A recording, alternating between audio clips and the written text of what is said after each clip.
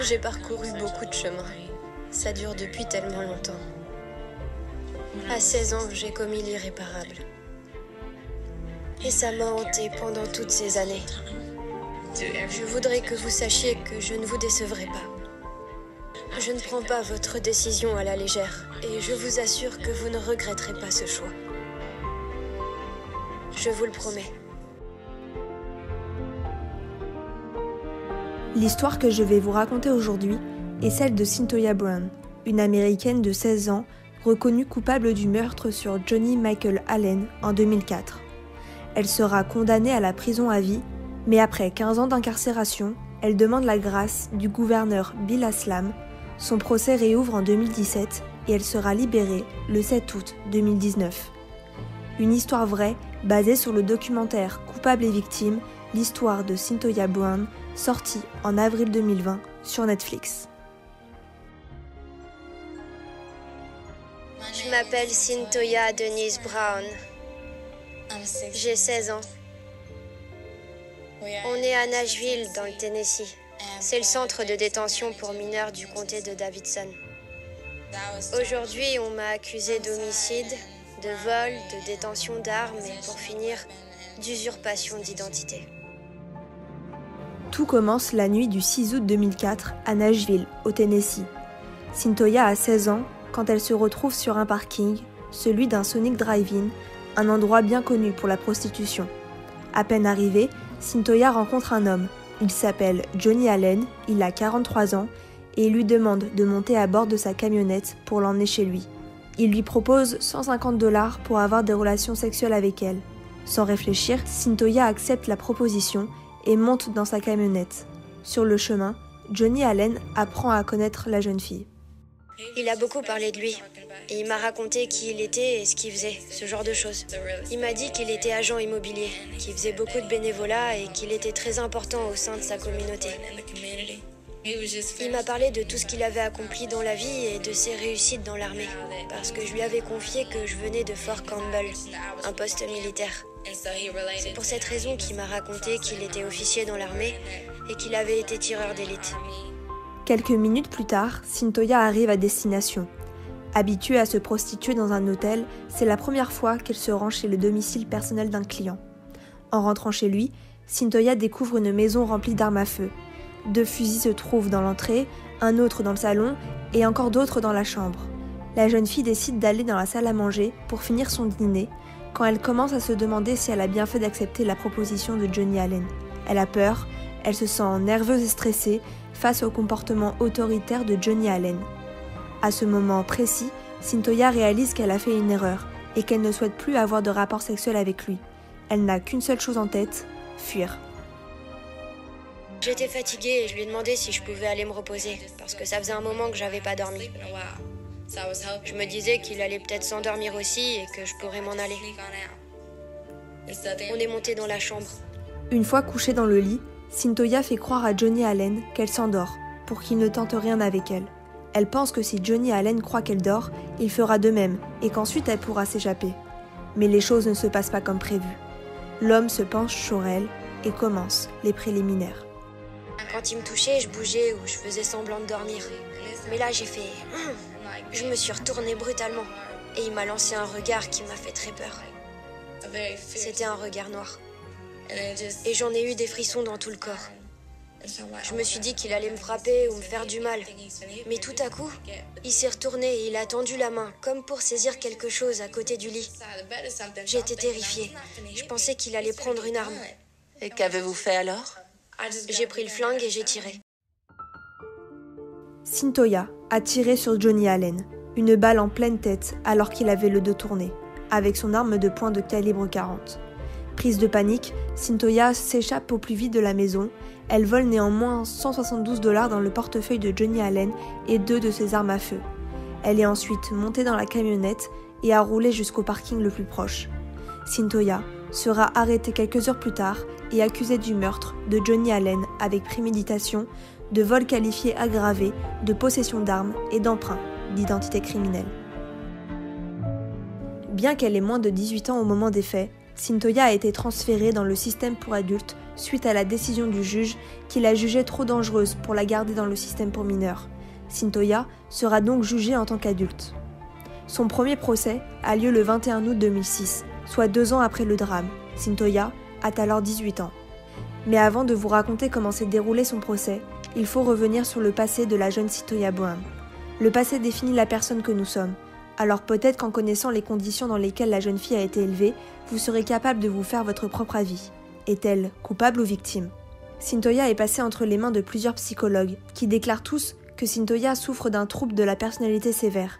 Ce trouble peut-il avoir un lien avec son enfance ? Pour le savoir, les experts décident d'interroger sa famille. Et vous allez voir que le simple témoignage de sa mère va permettre aux experts de comprendre beaucoup de choses. C'est ce témoignage la clé de toute cette affaire sordide. Grâce à la mère de Cyntoia, elle ne finira pas sa vie entre 4 murs.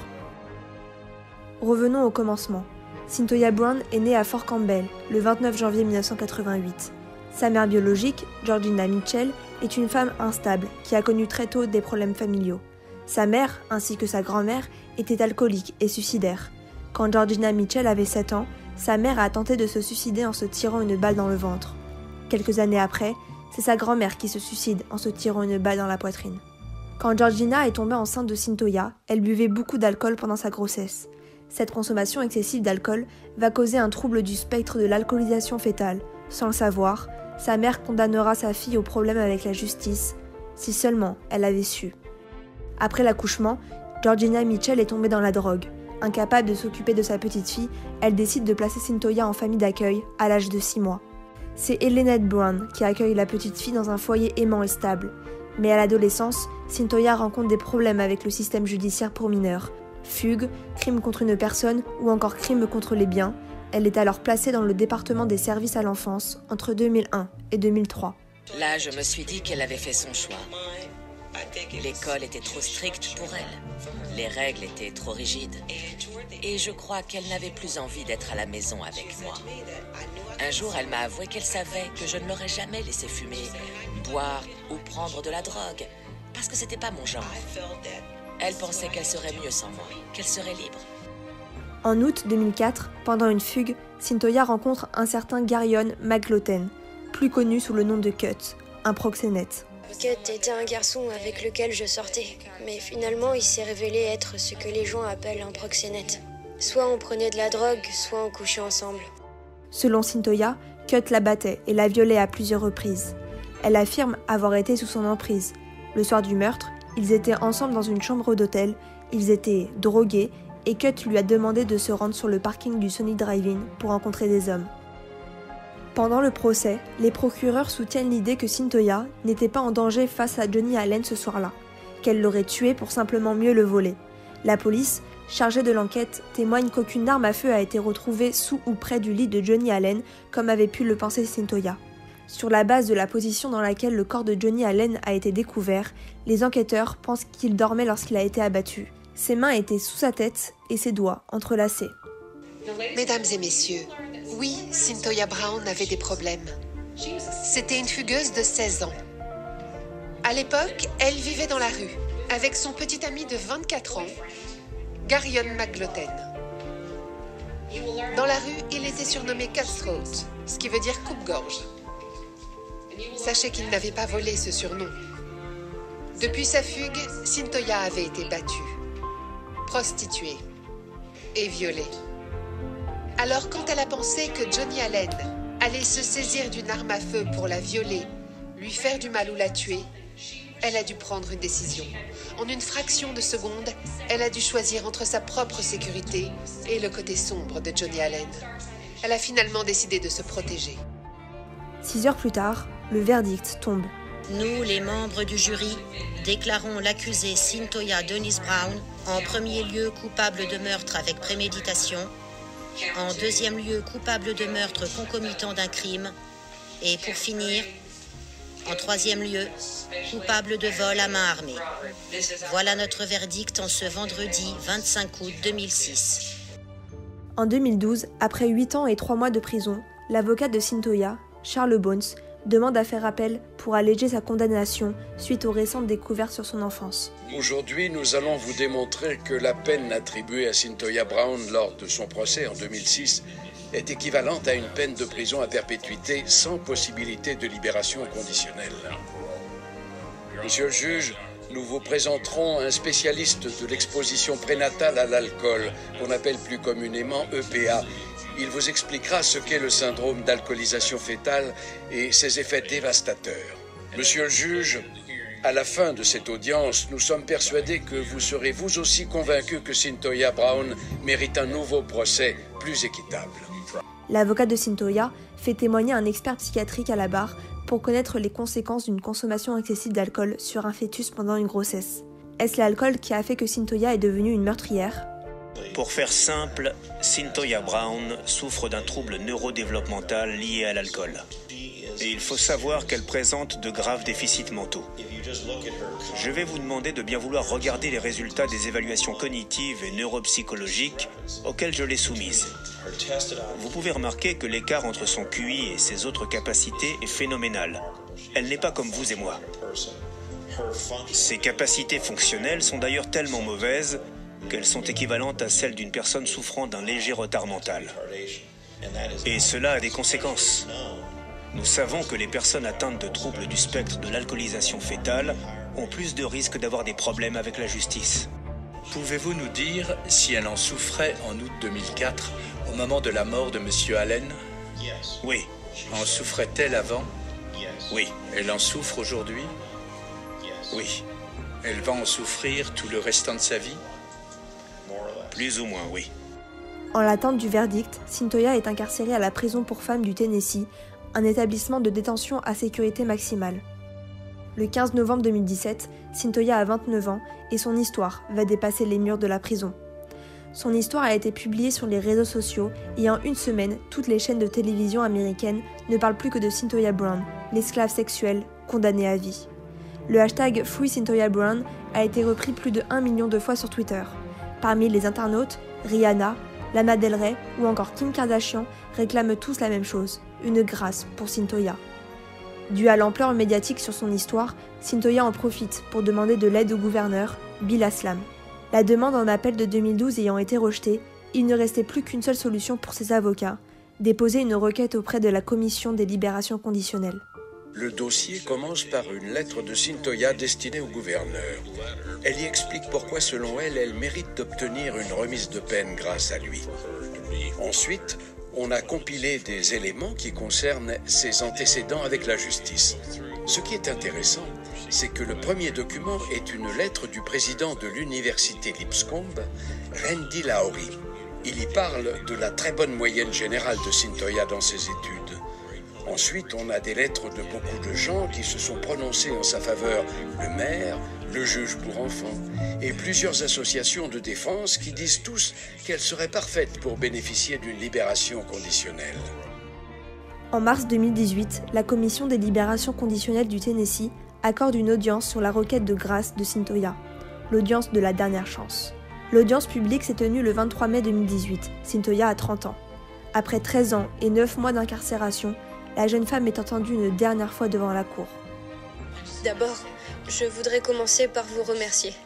Je sais que vous voyez beaucoup de monde, mais je prie depuis très longtemps pour avoir la chance d'être là. J'ai fait une chose horrible. J'ai tué Johnny Allen. Il n'est plus parmi nous et ça me hante tous les jours. On m'a mise en prison à l'âge de 16 ans. C'est comme ça. J'ai été obligée de mener une autre vie. C'est grâce à la justice que j'ai eu cette chance de pouvoir changer et faire d'autres choix. Je ne pourrai jamais réparer ce que j'ai fait, mais tout ça me permet d'accomplir bien plus. Je respecterai votre décision, mais j'espère que vous allez faire preuve de clémence en me donnant une seconde chance. Mais la Commission des libérations conditionnelles était divisée. 2 voix pour accorder la clémence à Cyntoia, alors qu'elle avait déjà purgé 15 ans, 2 voix votant pour que sa peine soit réduite de 51 à 25 ans, et 2 autres voix votant pour refuser la clémence. Pour Cyntoia, sa famille et ses avocats, il ne restait plus qu'à attendre la décision du gouverneur. Après 8 longs mois d'attente, le gouverneur Bill Aslam rend sa décision le 7 janvier 2019. il a décidé de commuer sa peine à 15 ans d'emprisonnement. Ce sera donc fini au mois d'août. Elle va passer les 7 prochains mois dans un groupe de transition qui l'aidera à préparer son retour à la vie normale. Ensuite, elle sera en liberté surveillée pendant 10 ans. Cyntoia Brown est libre. Elle a été libérée de prison le 7 août 2019. Après 15 années de prison, Cyntoia sort enfin en femme libre à l'âge de 30 ans. Elle tend à une vie plus belle, remplie d'amour. Cyntoia a écrit un livre sorti quelques mois après sa libération que vous pouvez retrouver sur Amazon. Elle y raconte avec ses mots son histoire, de son adolescence à sa condamnation pour meurtre, comment elle a trouvé l'espoir en prison grâce à la foi. J'ai parcouru beaucoup de chemins. Ça dure depuis tellement longtemps. À 16 ans, j'ai commis l'irréparable. Et ça m'a hanté pendant toutes ces années. Je comprends parfaitement ce que j'ai fait. Je sais que je devais absolument changer. Je n'en serais pas là si je n'avais pas été aussi bien entourée pendant mon incarcération. Je voudrais que vous sachiez que je ne vous décevrai pas. Maintenant, j'ai une nouvelle famille. Des gens qui m'aiment, qui croient en moi et qui me soutiennent au quotidien. Je comprends des choses que j'ignorais à l'époque. Je sais que beaucoup d'autres jeunes sont dans ce cas. J'ai envie de les aider. Je ne prends pas votre décision à la légère et je vous assure que vous ne regretterez pas ce choix. Je vous le promets.